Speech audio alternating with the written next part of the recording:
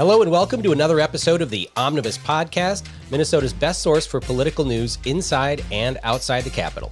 I'm your host, Jeremy Munson, a former state representative from southern Minnesota, and joining me in studio is former Representative Tim Miller, who is from Princeburg, represented counties out in western Minnesota. And also today on the show is Angel Zierden, who is a candidate for state senate in the special election from the Brainerd Lakes area all the way up to Grand Rapids. So Angel, thank you for joining us on the show for this interview. Yeah, thank you for having me. I'm excited. Yeah. Tell us, we're very curious to know about you. There's a lot of candidates running. I think 5 or 6 candidates that are likely to enter the race. The filing period has not yet opened, so we don't know exactly who's running. But once the filing period will be open for, I think, 1 or 2 days, and then followed by 1 day of rescission, which allows you to take your name off the ballot, the primary will be set.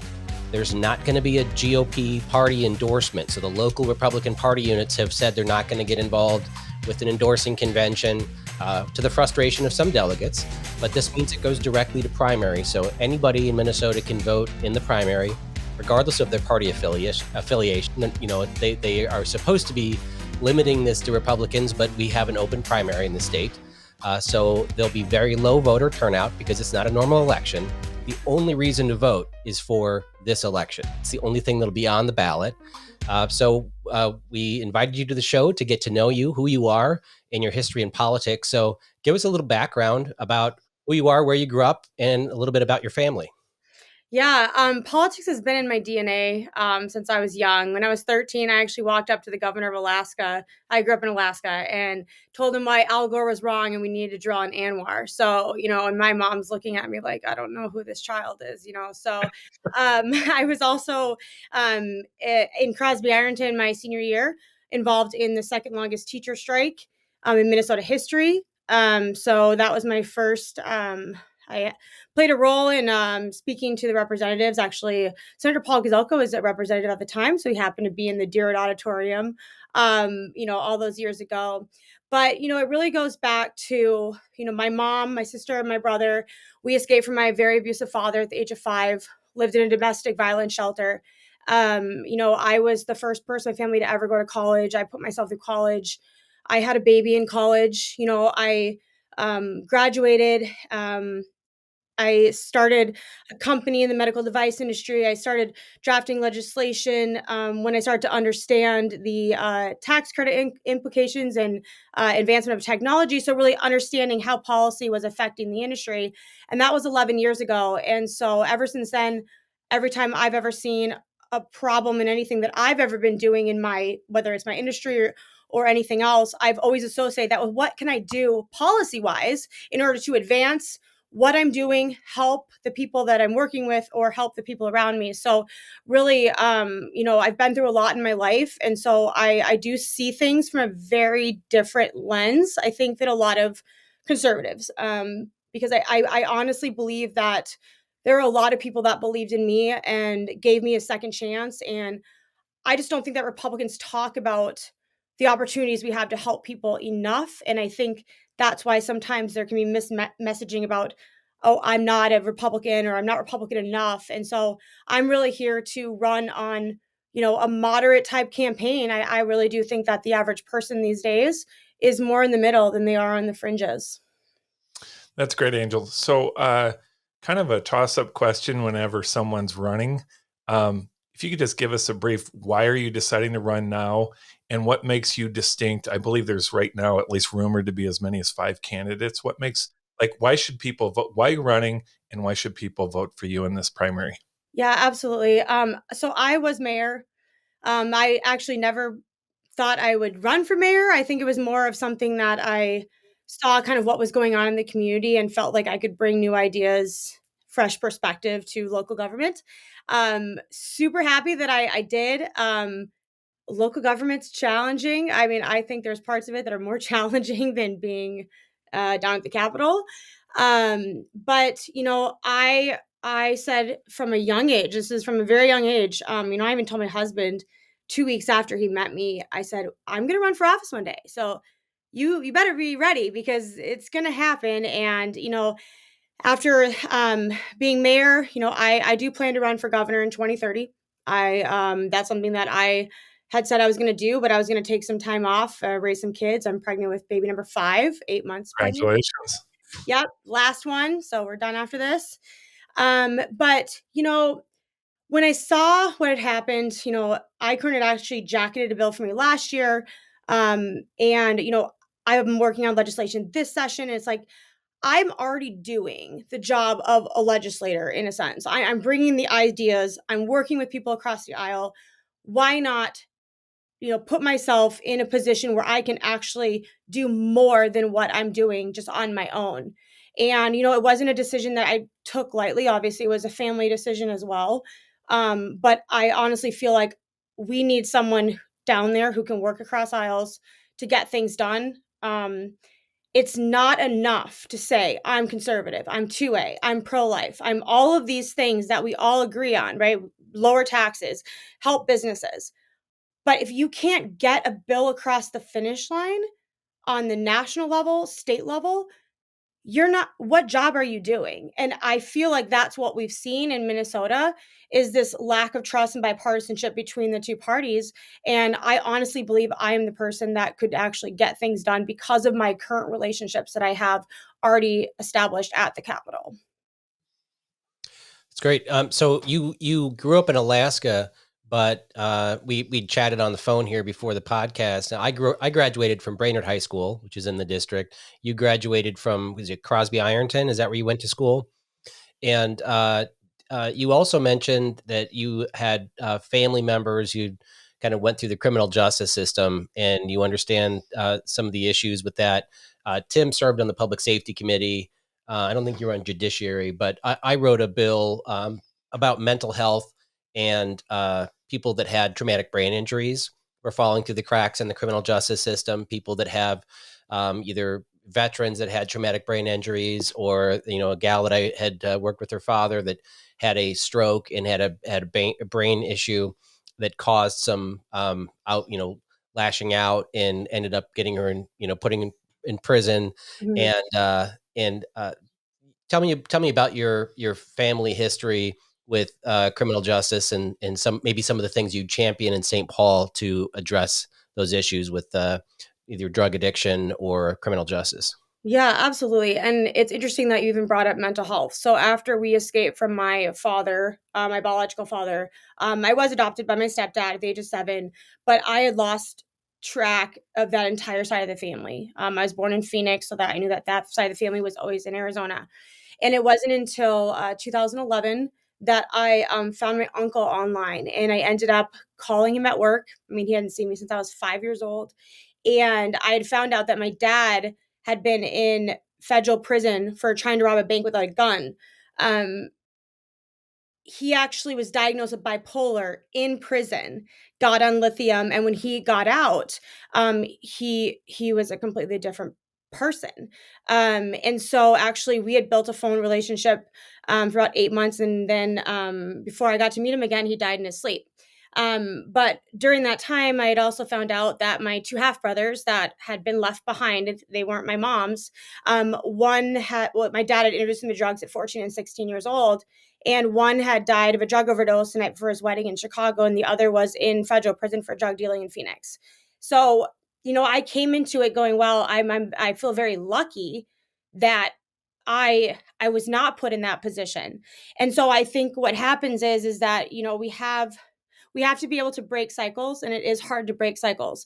And it's hard to talk about the criminal justice system if we're not also talking about mental health.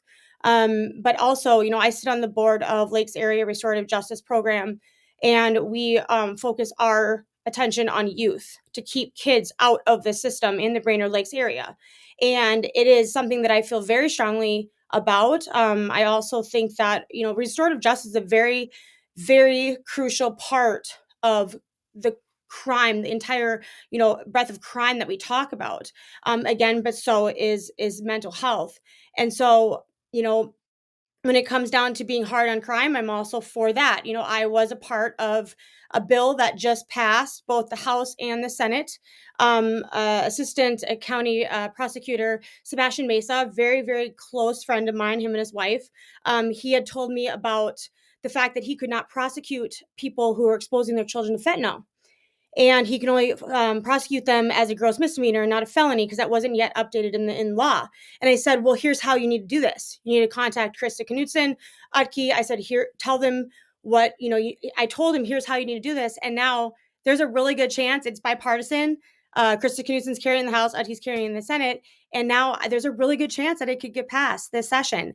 And so, having these conversations and being out in the community and understanding what the needs are in the community is really what legislators should be doing more, and then bringing those ideas to the Capitol, not worried about these broader topics of, hard on crime. Well, what does that mean, right? Well, I support mental health. Well, what does that mean, right? Like we talk about all these things, but when you ask somebody what the actual solution is, we're just not hearing a lot of what that actual solution is. And so that's why I always try to be a part of the solution, and not the problem, which is to not do anything. Yeah, I mean, there's a lot of hyper partisan issues that both sides will be arguing for and likely will not get done, especially with Republicans being in the minority in at least one chamber. I mean, if we don't have the governor's mansion in the House and the Senate, a lot of these major things like constitutional carry and stuff are difficult to move forward, not impossible.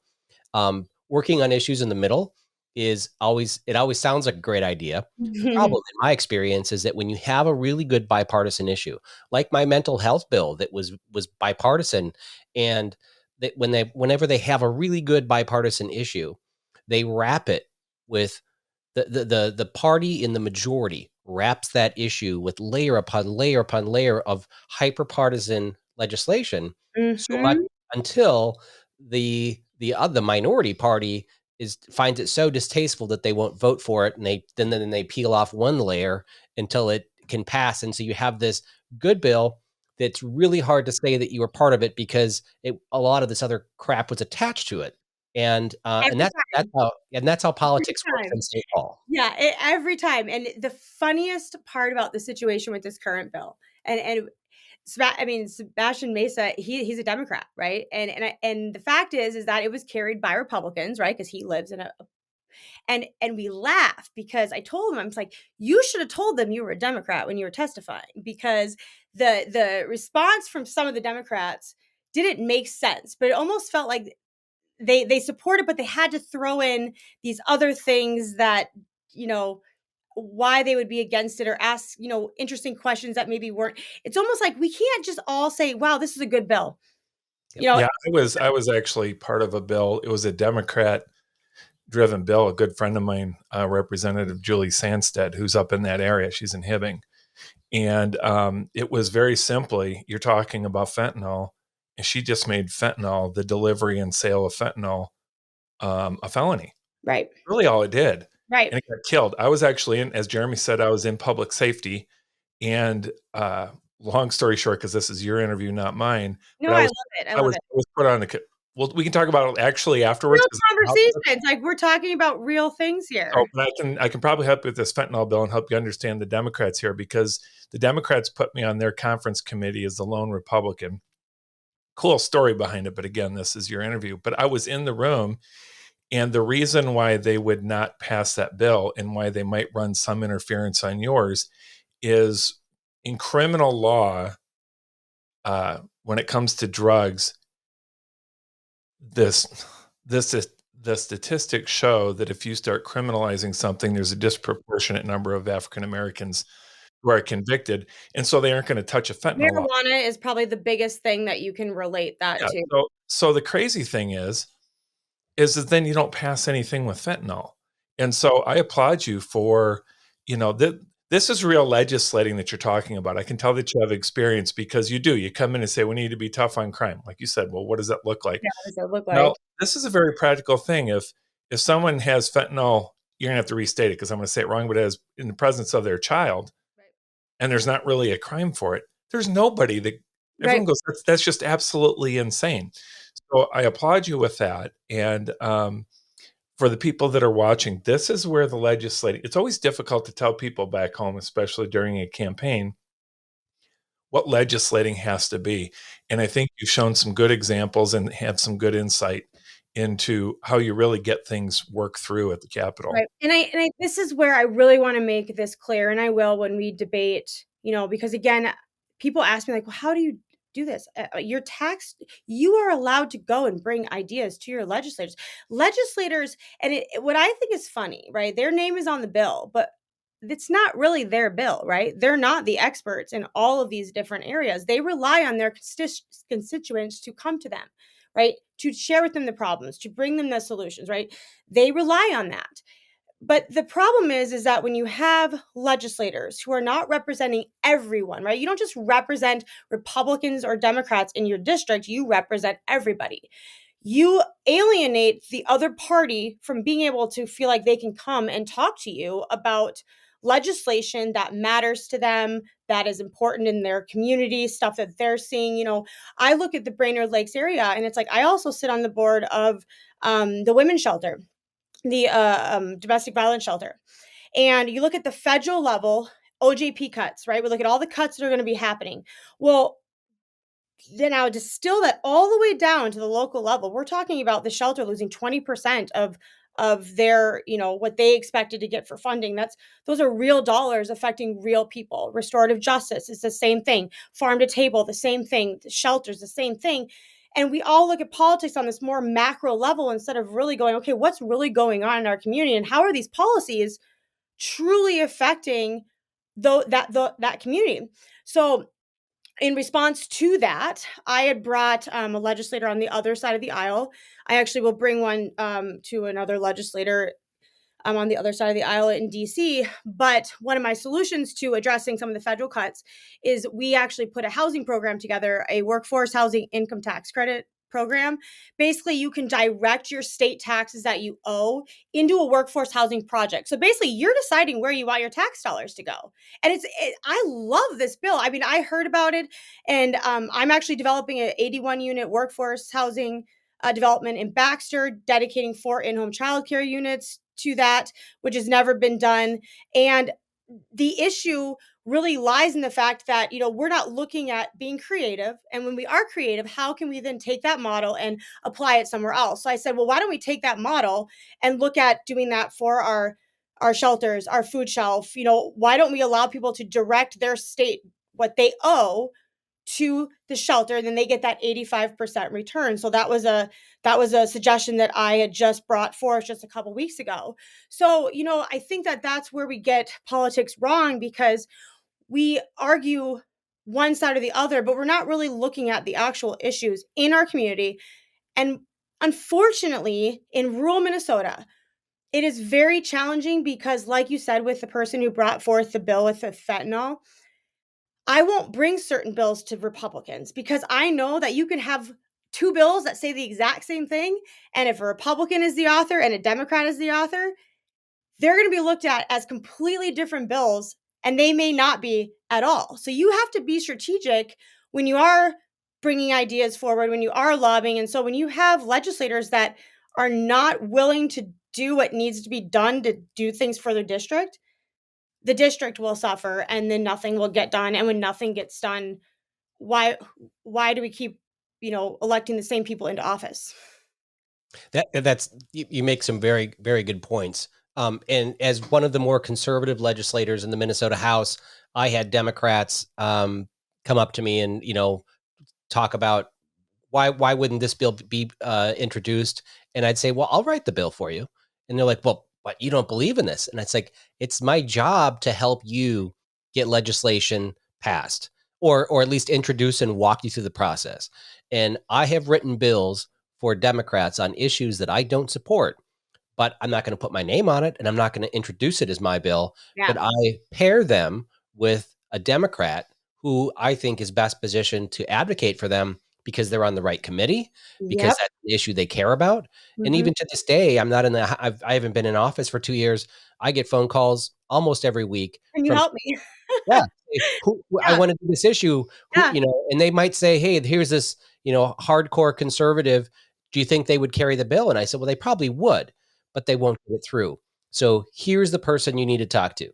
talk to Marion O'Neill, talk to Peggy Scott, or people that are on those issues that I think have relationships across the aisle that can work to get things done if they want. And I said, it's not going to pass as a single subject bill. It's going to get rolled into an omnibus bill. But if you want to get this issue through, these are the people you need to talk to who are focused on those issues. I even gave someone, for life issues, Tim was always my go-to person, but now he has people in the House and Senate that he works with, and including Julie Sandstead, or a Democrat that was pro-life. It's all relational, though. It's all relational. I mean, you can say the same about business. You can say the same about anything in life. When you have a relationship with somebody and they trust that your intentions are good, right?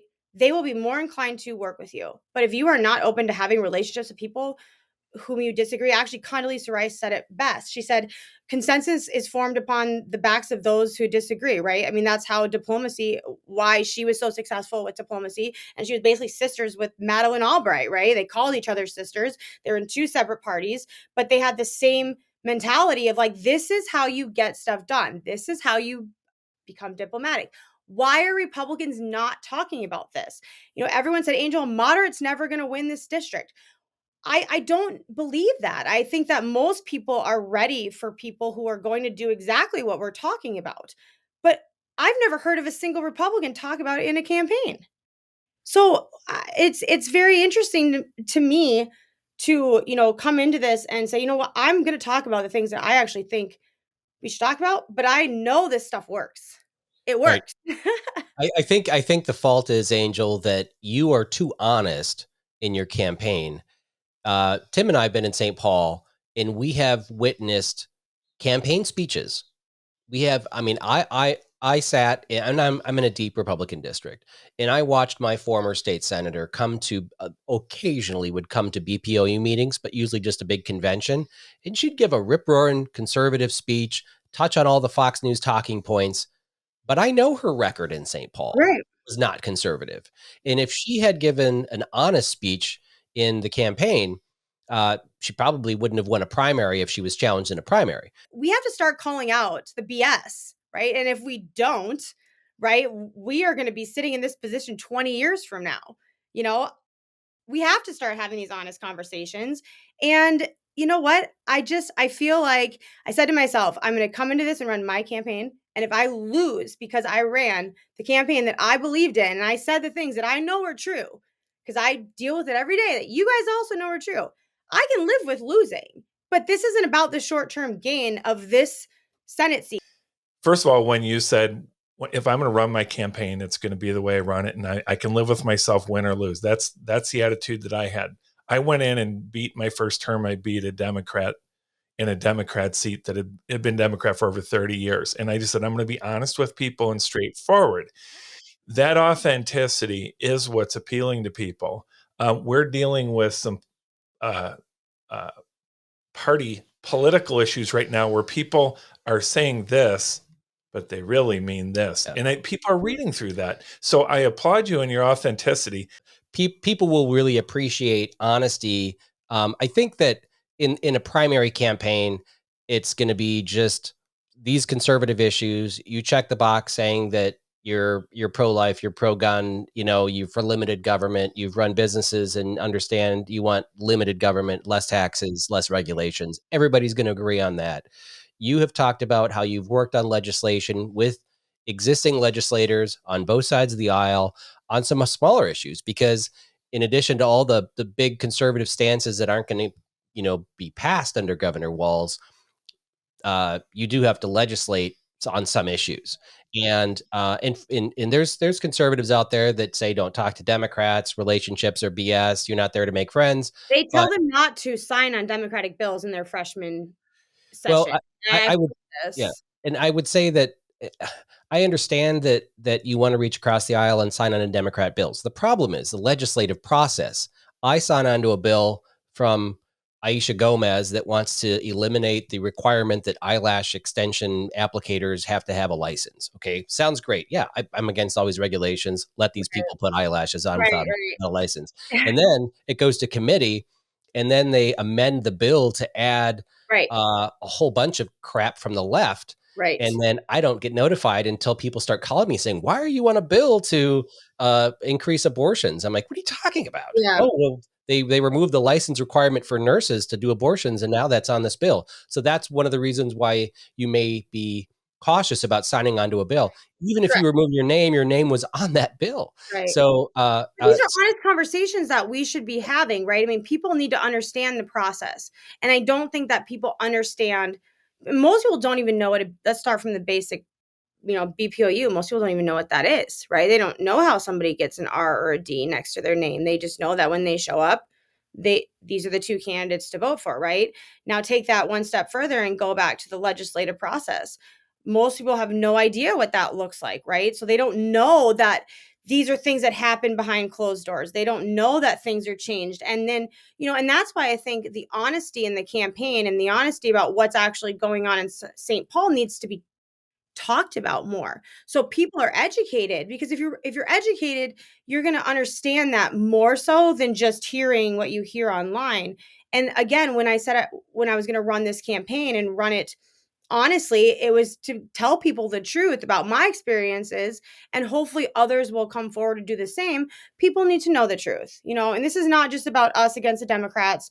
This is not, us against, this is about representing people in our district and doing it to the best of our ability. And that's everyone. And I think if more people ran on that, I think, and again, the legislature has been talking about getting rid of caucus or moving from caucus to primary for this reason.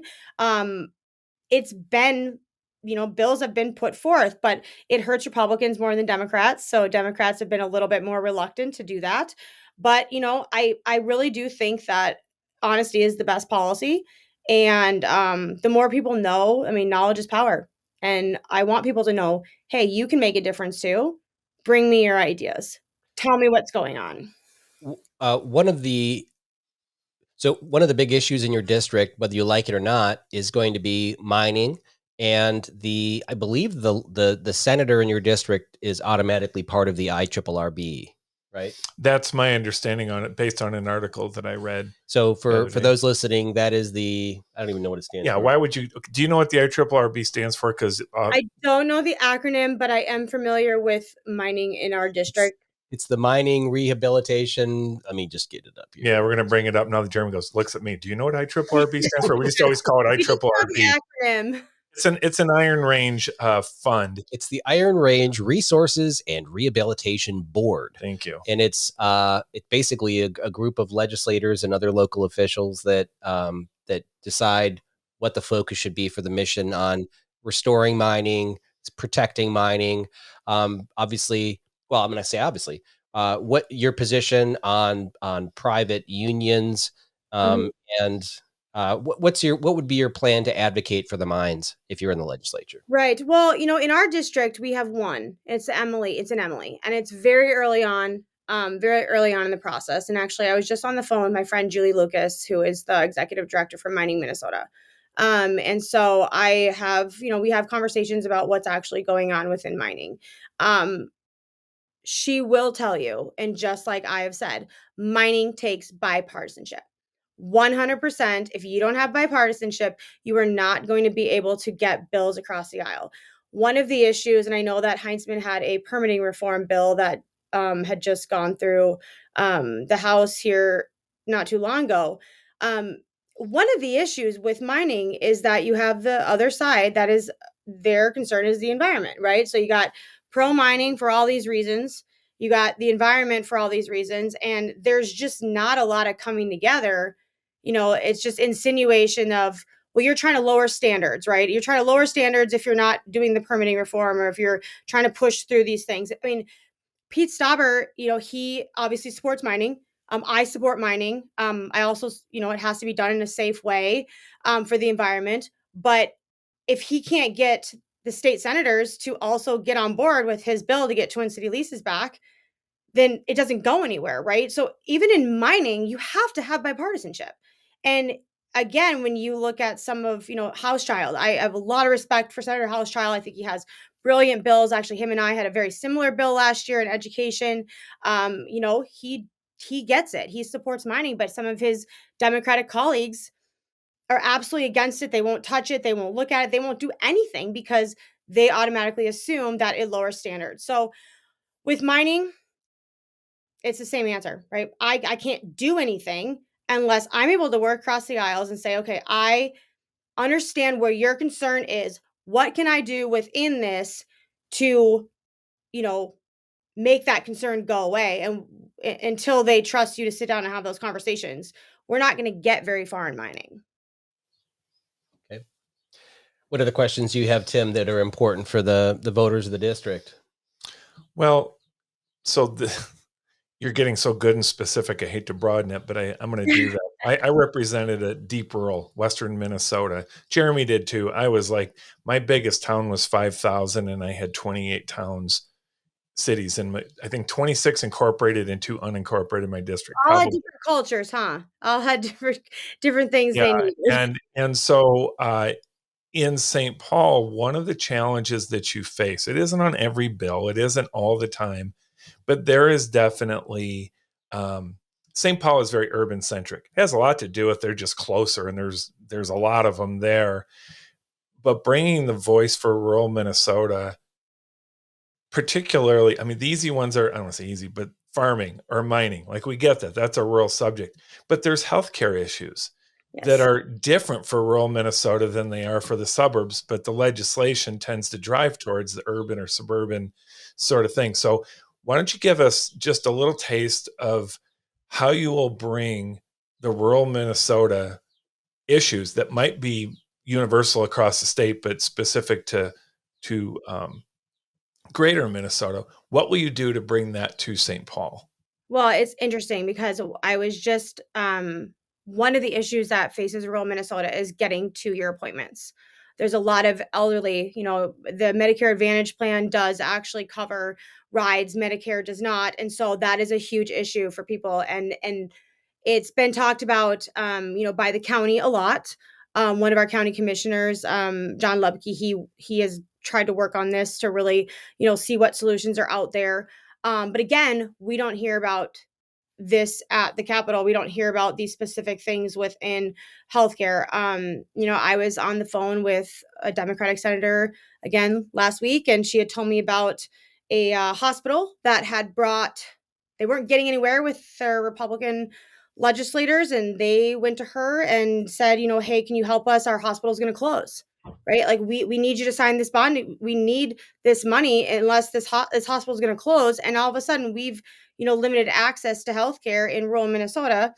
So, and I can go into bonding because that's a whole other issue that I get very frustrated with because, Republicans don't vote for bonding bills. Well, bonding bills are money for your district. I mean, we have the Children's Museum and the Loon Center. That is a big deal. I sit on the board of the government affairs for the Brainerd Chamber, and I lobby in DC and at the Capitol with them, the last 3 years. And we are frustrated because, we have these things that are going to promote economic growth for our area. The Loon Center is going to drive traffic. The Children's Museum is going to drive traffic. And yet we don't have people voting for bonding bills to come into the district. So what happens? That money goes right back into it. And then, they get the trifecta and they spend $18 billion.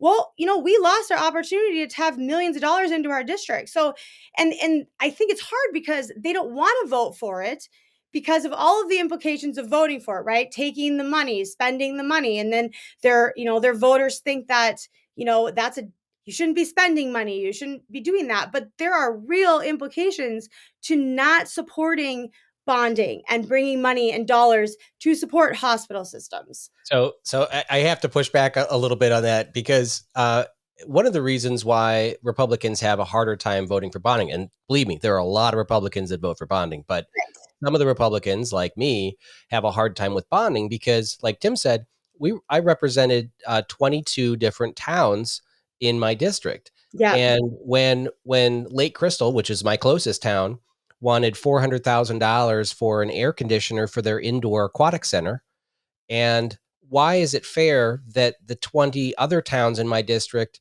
have to pay taxes for that indoor air conditioned aquatic center when my constituents in Madelia have an outdoor pool from the 1960s?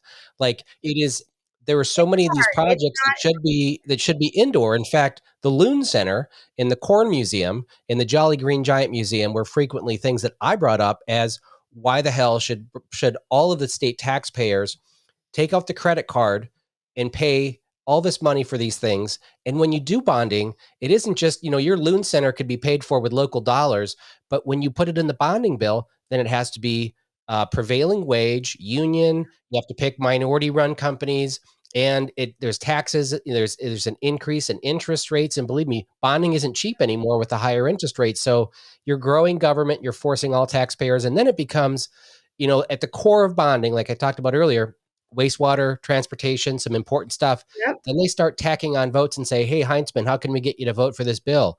Well, I don't know. Do you need a freeway overpass? Well, there's no freeways in our district. I What agree about with you. the Loon Museum? Let's tack that on there.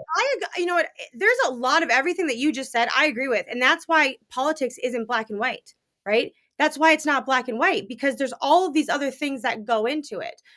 But bottom line, if we don't go after things for our district, it will be spent elsewhere, right?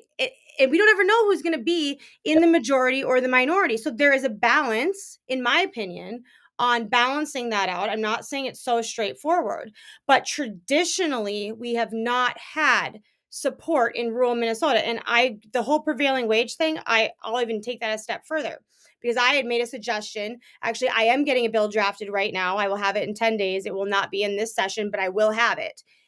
One of the things for housing, if that workforce income tax credit, right now in Minnesota, if you take more than $500,000 in tax credits or funding or anything for your workforce housing project, you have to pay prevailing wage. That may pencil in the Twin Cities because you have higher rent rates. We have lower rent rates, but our build costs are pretty much the same. So on my project specifically, when we look at utilizing some of these amazing housing programs that actually came out of 2023, my project cost goes up $2.7 million if I take $500,000 in this credit. Well, I can't make the project work.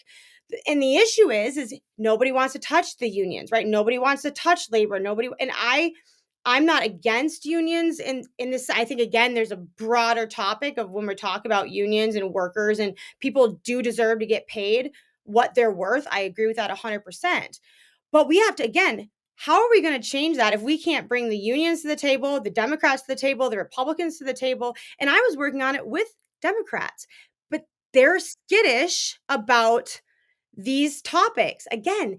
But my biggest thing is I am not in office. I can only do so much by volunteering my time. No one tells me to do these things. No one, pays for me to go to the Capitol. I'm not a lobbyist. I was never trained to do this, but we have to have people who are going to do these things. Otherwise, none of these issues will ever be addressed.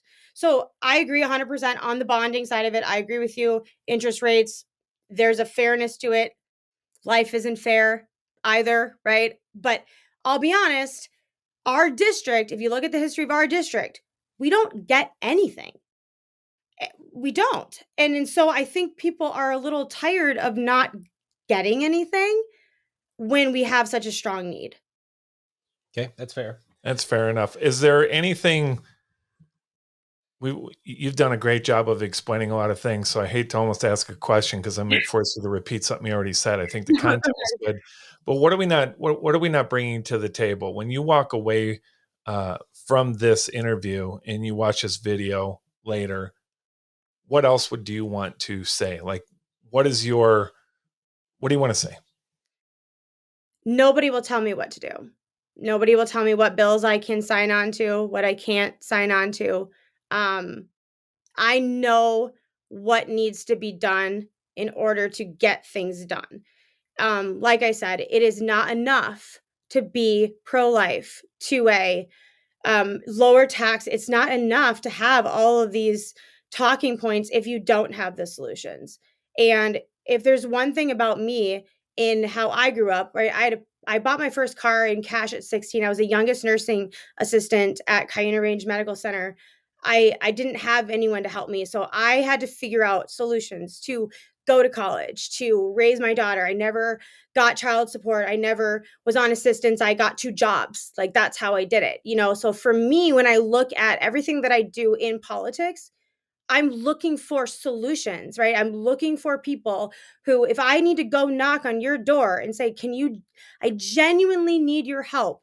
to get something from my district, I just don't think we're doing that enough. And I think that that's where I will excel at this role, where I don't see people running saying what I'm saying. I haven't. I think I'm, and again, I think people are a little scared because they feel that they wouldn't get the votes. But I think you both know what I'm saying is what is really needed if we are going to see change. Otherwise, nothing will change. Yep. And I think what's interesting, and I mentioned this to you on the phone before the podcast, is you're in your own lane in this race, and there's going to be 6 or 7 people running in this race. There's a lot of people going after the same type of voters. There's a lot of overlap, and you're in a different lane. And in a 6 or 7 way race, you can win the primary with 20% of the vote. Right. So you don't have to have a majority of primary voters to win. It's a plurality that wins the race. I ran against one of your competitors in a race for Congress, Jennifer Carnahan. Mm-hmm. Finished with 7% of the race. And I think Finstead got 34%. I had 33%. So still nobody got a majority, but there was 9 people in that congressional primary. But so it's interesting. And there's, if you got 3,000 people to vote for you across the entire district, which is probably 80,000 registered voters, if you got 3,000 people, you may win the primary. And so it's about activating and engaging with that small group of people that can win the primary. And of course, a Republican in this district is going to win overall. So it's an interesting race. Interesting. Everybody's race. I mean, I think it's anyone's race at this point, but I mean, all of the conversations and all of the people who have called me, even Democrats who have called me, have said, I think a lot of us are just waiting for somebody different to run. And I always said this too, when you look at even the governor's races, right? In the last 25 years, the only reason we've won a statewide race is because we've had a 10 to 15% independent party into the race, right? If we didn't have that, we weren't close in winning, right? And so I think there is a bigger group of moderates than we realize.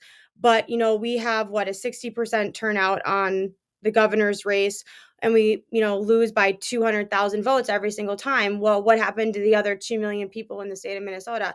I don't think we're giving them a candidate to get up and go vote, right? I think that we are relying on voters who traditionally vote. And then you have this population who I think could actually overturn some of these elections if you give them a candidate who I will get up and go vote for this person, because I'm not going to vote. We look at, and I think that that's where Republicans also have to be.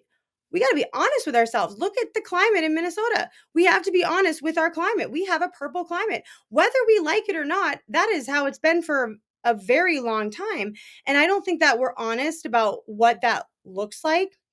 And I think we have to really start being honest about it and having those discussions, because there's a lot of people that have left the state of Minnesota. I have a lot of friends that have moved to Florida. I have friends who have left the Republican Party. I mean, this is not just a small amount of people. There are a lot of people that are saying, give us some candidates that we can get up and vote for. And I truly hope that I can be that candidate in this race. Well, I have to share a story with listeners that may find humorous. So I've told people before I was raised by Democrats, in more socialists, whatever.